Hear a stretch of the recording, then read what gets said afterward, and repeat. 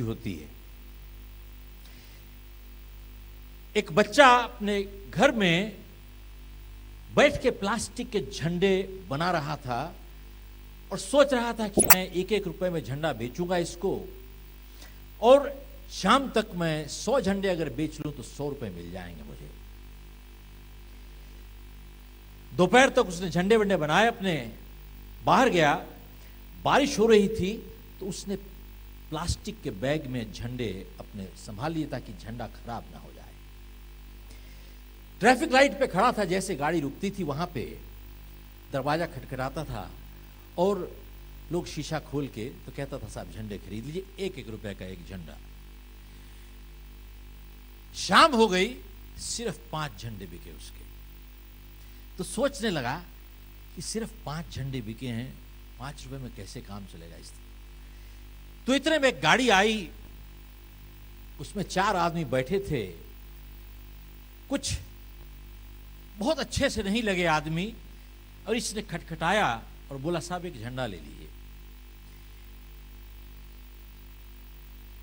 तो उन्होंने बोला ठीक है एक झंडा मुझे दे दीजिए, तरस खा के 100 रुपए का नोट निकाला। अब बच्चे के पास इसकी चेंज नहीं थी, तो बोला साहब मैं तो सिर्फ 5 रुपए सुबह से कमाए हैं, मेरे पास चेंज नहीं है। तो उन लोगों ने झंडे को डैशबोर्ड पे ऐसे फेंक दिया और हंसने लगे। यह है हमारा भविष्य। उस बच्चे को ऐसे, बच्चे को बहुत बुरा लगा जिस तरीके से उन्होंने झंडा फेंका इसको।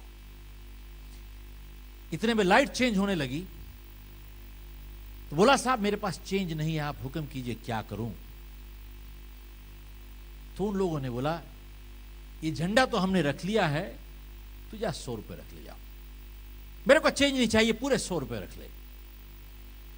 लेकिन जिस तरीके से उसने झंडे की बेकदरी की, इस बच्चे को बहुत तकलीफ हुई। तो उसने दोबारा से खिड़की खुलवाई और जैसे खिड़की खोली, लपक के उसने झंडे को पकड़ा और 100 रुपए वापस दे दिए। बोला तू 100 रुपए रख ले, मैं झंडा नहीं बेचूंगा तुमको, तू 100 रुपए अपने रख ले, झंडा मैं तुझे नहीं बेचूंगा। साहब यही झंडे की कीमत है। और जो हमारे असली भारत रत्न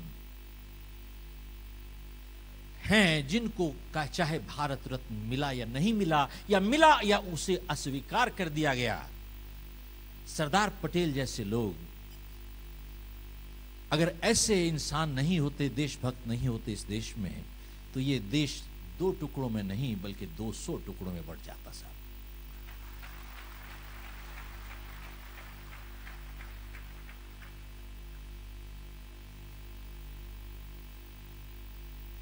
अब त्रिपाठी जी से इतनी प्रेरणा मिली है कि जवाब सवाल शुरू किए जाएं।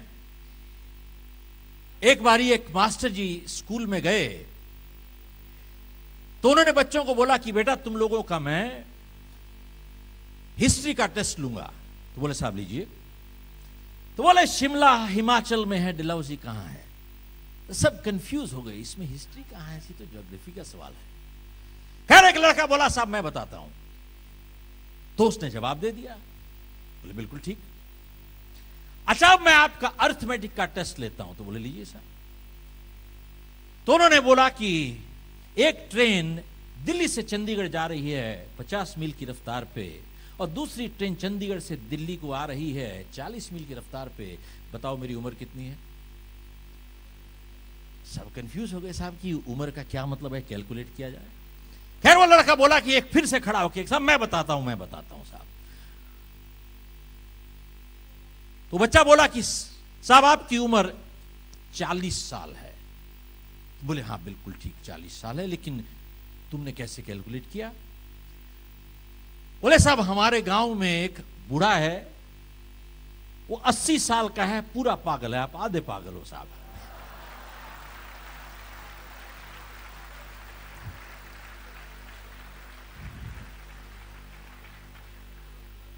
सफलता का मतलब क्या होता है। अक्सर लोग पूछते हैं सफलता का मतलब असफलता का ना होना ही नहीं है, बल्कि अपना सही लक्ष्य जिंदगी में हासिल करने को सफलता कहते हैं। एक और दूसरी बात, अक्सर लोग पूछते हैं कि साहब मैं सफल होना चाहता हूं, मेरी बहुत इच्छा है, लेकिन सफल हो नहीं पा रहा हूं, क्या वजह है? तो मेरा जवाब यही है उनको कि साहब आपकी इच्छा है, यही प्रॉब्लम है। आपका इरादा नहीं है, आपकी सिर्फ इच्छा है। इच्छा और इरादे में बहुत फर्क होता है। इच्छा का जिंदगी में सौदा हो सकता है, इरादे का कभी सौदा नहीं होता। और दूसरी बात, जिंदगी में जब भी दबाव पड़ता है, इच्छा कमजोर हो जाती है, इरादा और मजबूत हो जाता है। साहब का वर्ल्ड रिकॉर्ड 7 फुट 4 इंच था। पोल वॉल्ट नहीं, हाई जंप। एक इंसान 7 फुट 4 इंच का डंडा कैसे पार कर सकता है? साहब 4 फुट 7 इंच मुश्किल है। तो किसी ने चैंपियन से पूछा कि आप 7 फुट 4 इंच का डंडा कैसे पार कर देते हो? तो उन्होंने जवाब दिया, मैं अपने कलेजे को डंडे के ऊपर फेंकता हूं, जिस्म अपने आप चला आता है। साहब मैं अपने दिल को डंडे के ऊपर फेंकता हूं, जिस्म अपने आप चला आता है। अगर दिल से नहीं किया गया काम हो, बेकार है।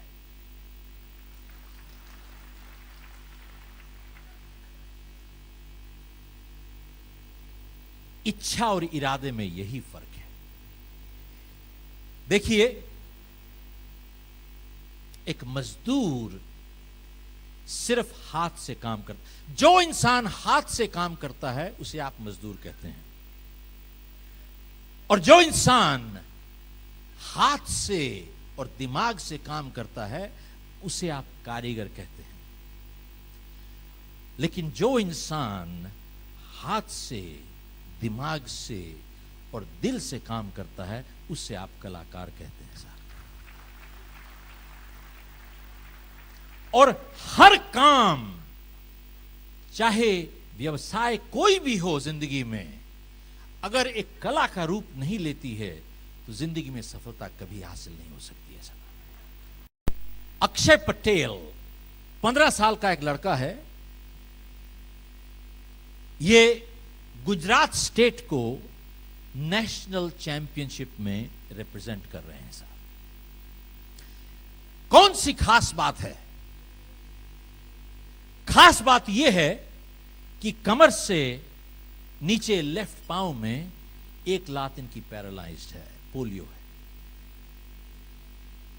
ये कंपीट कर रहे हैं ओपन मार्शल आर्ट में, not in paralysed martial art. He is competing open martial art, मतलब उन लोगों के साथ कंपीट कर रहे हैं जिनकी दोनों टांगे सही हैं। साहब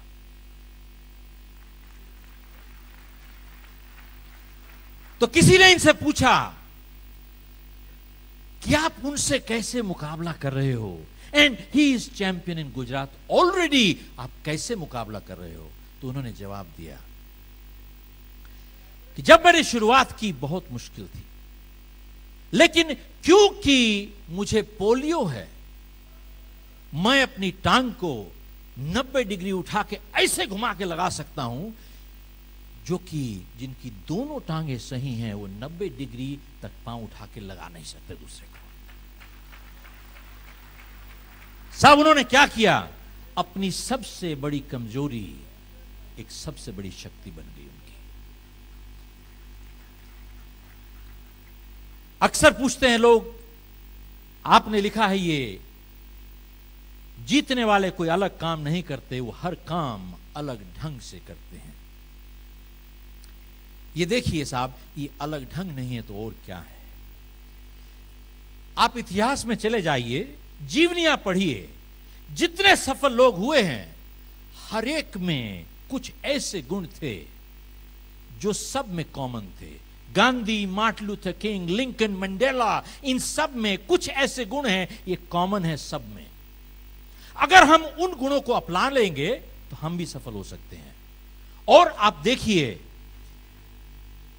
जिंदगी में जो असफल हुए हैं, उन सब में भी कुछ ऐसे व्यवहार हैं जो उनको असफल बना देते हैं, और उनमें भी कॉमनैलिटी है, और अगर हम उसे दूर रखें तो हम असफल नहीं होंगे।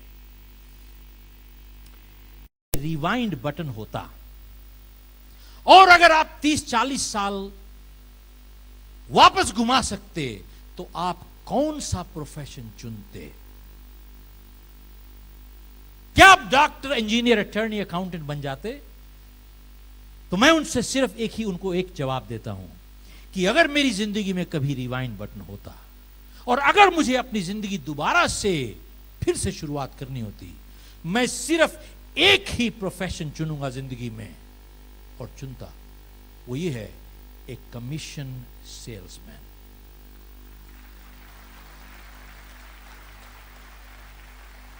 A commission salesman, no salary,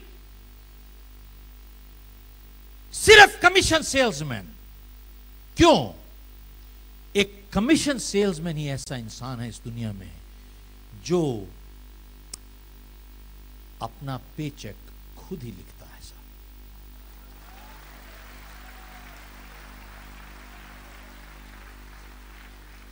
बेटा, लक्ष्मी पूजन का मतलब 4 चीज होता है जिंदगी में। यही 4 चीज कर लोगे जिंदगी में तो लक्ष्मी पूजन आपकी पूरी हो गई। पहली चीज, इच्छा भगवान की, मेहनत इंसान की।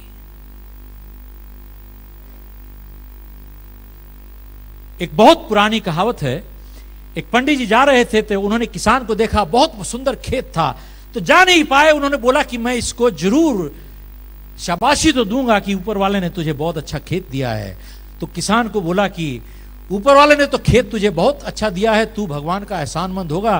तो उस आदमी, किसान ने जवाब दिया कि हाँ पंडित जी, किस खेत तो मुझे बहुत अच्छा दिया है ऊपर वाले ने, और मैं बहुत एहसानमंद हूं, लेकिन खेत को तब देखना था जब भगवान ने सारा खेत अपने हाथ में रखा हुआ था। ये खेत को तब देखना था जब भगवान ने सारा खेत अपने हाथ में रखा हुआ था। इच्छा भगवान की, मेहनत इंसान की। तो पहली चीज यह है कि परमात्मा का शुक्र कीजिए जो इज्जत की रोटी दी है। और दूसरी बात ये कि ये परमात्मा मेरा घर आप भरपूर रखिएगा। आप सिर्फ मांग सकते हैं तो अपने माता या पिता से मांग सकते हैं, तीसरे से मांग नहीं सकते, और वही देने वाला है। तो लक्ष्मी पूजन कहते हैं कि मेरा घर भरपूर रखिएगा, उसी से मांगते हैं आप।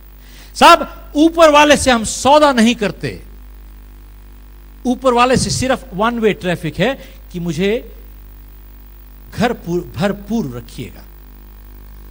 ये नहीं है कि तू मुझे ये देगा मैं तुझे ये दूंगा, तू दे देगा मैं ये चढ़ाऊंगा, ये देगा मैं ये चढ़ाऊंगा। सौदा नहीं है, व्यापार नहीं है, ये 1 वे है। और तीसरी चीज कि इस घर में सिर्फ सच्चाई और ईमानदारी का पैसा आना चाहिए, बेईमानी का पैसा नहीं आना चाहिए। एक पैसा इस घर में सिर्फ सच्चाई और ईमानदारी का पैसा आना चाहिए। याद रखिएगा साहब, आने वाली पुश्तों को यही संस्कार मिलते हैं जिंदगी में, और जो हम करते हैं यही आने वाली पीढ़ियां आगे चलाएंगी उसी हिसाब से। अगर हम चोरी का पैसा कमाएंगे, आगे आने वाली पीढ़ियां भी वही कुछ करेंगी, और आपकी गलती का खमियाजा उन्हें भुगतना पड़ेगा। They will pay for it. So इस घर में सिर्फ सच्चाई और ईमानदारी का पैसा आना चाहिए, चोरी और बेईमानी का पैसा इस घर में नहीं आना चाहिए एक भी। और चौथी चीज, ये 3 होगी। चौथी चीज, जब ऊपर वाला इज्जत से आपको पैसे दे तो उस पैसे को हमेशा अच्छे काम के लिए इस्तेमाल करना चाहिए। जब आपके पास सच्चाई और ईमानदारी से 4 पैसे आए जिंदगी में, हमेशा उस पैसे का इस्तेमाल भी सही करना चाहिए। यही 4 चीज लक्ष्मी पूजन है, उसके अलावा है ये कुछ नहीं साहब, जीरो।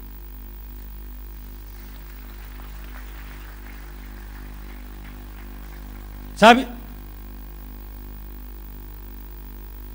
कई जगह पे हिंदी में लफ्ज खोजने में दिक्कत हो जाती है त्रिपाठी जी, इसलिए थोड़ी मदद लेता हूं इंग्लिश की मैं।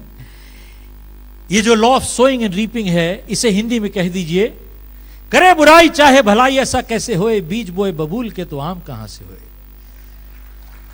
साहब इसी को आप अंग्रेजी में बोल दीजिए, आप कंसल्टेंट बन जाते हैं साहब, और थोड़ा एक्सेंट से बोल दीजिए, अमेरिका रिटर्न कंसल्टेंट बन जाते हैं साहब। इन्होंने कितनी अच्छी बात कही, खुद ही को कर बुलंद इतना की तकदीर लिखने से पहले खुदा बंदे से पूछे बता तेरी। चारों वेद में बात लिखी है, दो ही दुख दीने दुख हो या और सुख दीने, बाकी कुछ नहीं, पन्ने भरे हुए हैं साहब, जीरो। चारों वेद में बात लिखी है, दो ही दुख दीने दुख हो या और सुख दीने सुख होई, बाकी सब पन्ने भरे हुए हैं साहब, कुछ भी नहीं है साहब। गुरु नानक ने यही सिक्खी 3 असूल पे बनाई, नाम जप, किरत कर, वन छक। नाम जप ऊपर वाले का शुक्र, परमात्मा का। नाम जप, किरत कर, किरत मीन्स मेहनत करके रोटी कमाओ, मेहनत करके। साहब आप देखेंगे कभी बाय एंड लार्ज आप देखेंगे सरदार मेहनत करके खाता है साहब।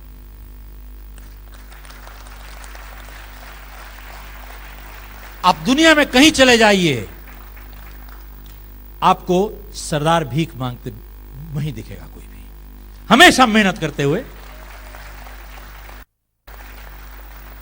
नाम जप, किरत कर, मेहनत। और तीसरा वंड छक। वंड छक का मतलब क्या होता है? बांट के खाओ। वंड छक मीन्स बांट के खाओ। आप देखिए ये लंगर का जो कॉन्सेप्ट है, ये बांट के खाने का ही है। लंगर का आप लंगर में 1 आदमी या 1 लाख आदमी चले जाओ, आप खाना कभी खत्म होता ही नहीं साहब। वहां पे 1 आदमी या 1 लाख आदमी चला जाए, कभी का खाना बढ़ता ही चला जाता है। वंड छक साहब कमाल कर दिया है ये 3 प्रिंसिपल। और क्या इसके अलावा है क्या? That's it. मैंने एक्चुअली सोचा नहीं था कि मैं इतनी देर यहां पे खड़ा होकर बोलूंगा।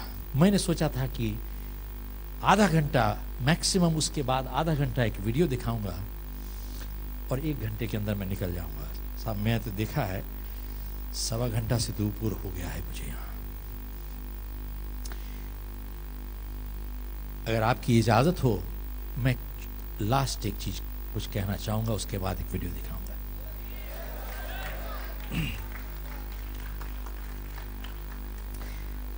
साहब देखिए जिंदगी में